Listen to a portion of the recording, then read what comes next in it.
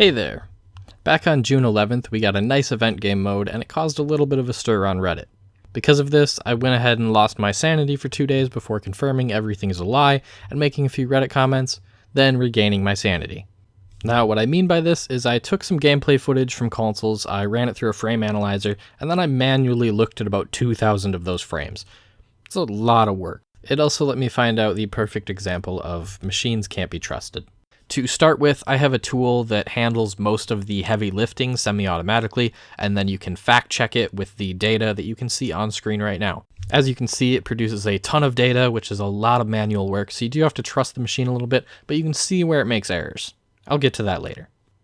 I got a bit of footage from a couple of people on console, so shout out to them. There is Light Boogie and Nikki Duh on Twitch, and then Navis in my Discord, who without I could not have made this video, and thanks to Freeze for getting in contact with the first two of them for me, because he has way more clout than me. So then what this tool does is it goes ahead and looks at every frame in the video file, exports them individually to a folder so that you can get individual frames from the video file. It then converts them to grayscale and compares the two grayscale images back to back, and then gives you a difference between the two.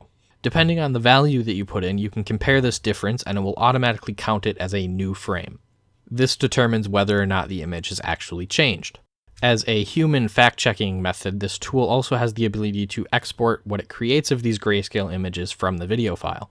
These are called deltas or differential images. This gives us some level of certainty that the tool is actually doing what it says it does, and that your criteria that you put in is relevant. This also generates a ton of data, and I have over 200,000 images to sort through. So tools are very useful at that because it means I only have to look through about 2,000 of them to get the full picture. So that's where we're going now. Let's go ahead and show what this actually looks like. Be aware, if this video is played back at 30 FPS or lower, the footage will not work. Please make sure that you select a P60 quality while watching this. The footage will have a dim strobing or flashing lights if played back at 60 FPS, but it will look continuous if played at 30 FPS, as you're only receiving half frames. You will either see a full white image or a full black image. In this first clip, we have near solid 60 FPS gameplay recorded while playing at 120 FPS. This also shows you the single dip where the frame rate drops from a locked 60. This is our baseline just to show you how it should work. Next up, we have some PS4 Pro footage provided by Light Boogie in differential mode. This footage gets miscounted, and as you can see, it gets up to a 40 FPS value at some point in there. However, doing frame by frame manually, you can see this is miscounted.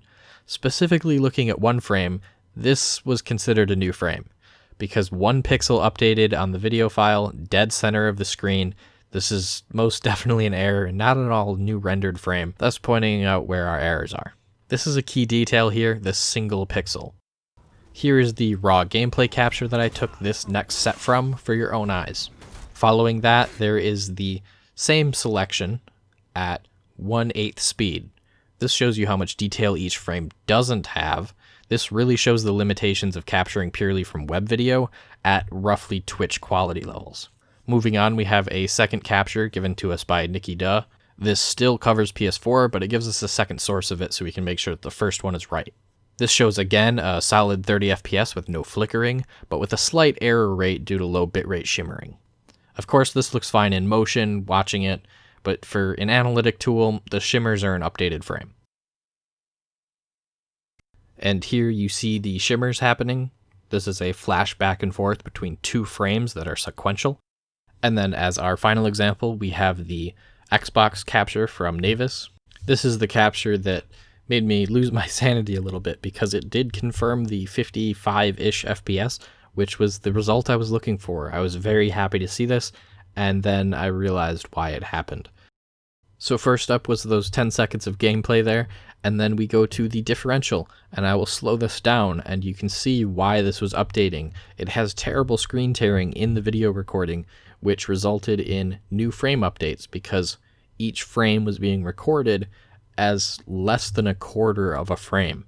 So you see a weird rolling shutter effect that was causing updated frame requests That said, this wasn't happening in-game, and it does sort out to a perfect 30 FPS. And as I shown in the very beginning here, I did use Xbox Capture with multiple files. I've ran through about 10 different Xbox files from 2 separate Xboxes, and they all report the exact same. I do want to keep this short, so I'm not going to be replaying the same information repeatedly here, but I have been thorough with the Xbox, and this one clip is not an anomaly. The same thing with the PS4 results is I do have 2 clips from both Nikki and from Lightboogie. Lightboogie actually sent some high bitrate capture too, which was wonderful because that meant that there were significantly less encoding errors with the Twitch level bitrate. It did have some issues with frame rate, but that's no problem because we're using frame rate tools here. So that brings us to today. Negative results are never interesting, but we did get a negative result. It's not 60 FPS. That's all there is to it. This is how I broke down the frame rates and wasted way too much of my time. Freeze did go ahead and use the console level settings, or rather lower than console level settings, to try and experiment and see if he could figure out what's smoother, compare them side by side, and he found nothing. So I really don't know what you guys are talking about. I'm not sure why it's smoother. If it does feel smoother, that is wonderful. An improvement to the game is always better, but the smoothness is not provided by 60 FPS. That's all there is to it. So for anyone who sat through all of this nerd talk, thank you for watching. I hope you have a great day, and I will see you in the next one.